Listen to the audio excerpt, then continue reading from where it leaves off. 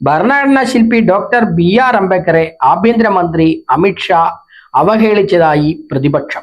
പ്രതിപക്ഷത്തിന്റെ പ്രതിഷേധത്തിൽ പാർലമെന്റിന്റെ ഇരുസഭകളും സ്തംഭിച്ചു.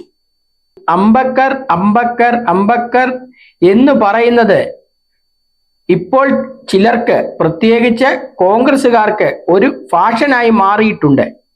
അത്രയും വട്ടം ദൈവനാമം ജപിക്കുകയാണെങ്കിൽ ഇവർ സ്വർഗത്തിൽ പോകും എന്നാണ് അദ്ദേഹം രാജ്യസഭയിൽ ചൊവ്വാഴ്ച ഭരണഘടനയെക്കുറിച്ചുള്ള ചർച്ചയുടെ സമയത്ത് പറഞ്ഞത്. പ്രത്യേകിച്ചുള്ള ചർച്ചയുടെ മറുപടിയായാണ് അമിത്ഷാ ഈ കാര്യങ്ങൾ സംസാരിച്ചത്. ഇത് സമൂഹ മാധ്യമങ്ങളിൽ പ്രചരിക്കുകയും പ്രതിഷേധം രൂക്ഷമാകുകയും ചെയ്തതോടെ BJP പ്രതിരോധത്തിലായി.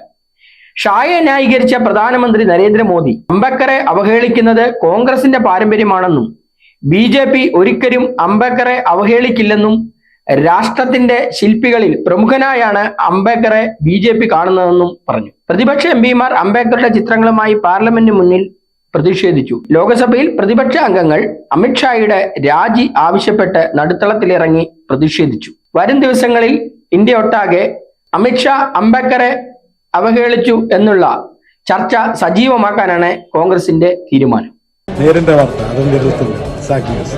നേരിന്റെ വാർത്തകൾ നിങ്ങളുടെ വിരൽത്തുമ്പിലെത്താനായി സാഗ് ന്യൂസ് ചാനൽ സബ്സ്ക്രൈബ് ചെയ്തും ഷെയർ ചെയ്തും ഒരു ശരിയായ മാധ്യമ നിലപാടിനൊപ്പം നിൽക്കാൻ ഞങ്ങൾ നിങ്ങളെ ക്ഷണിക്കുന്നു.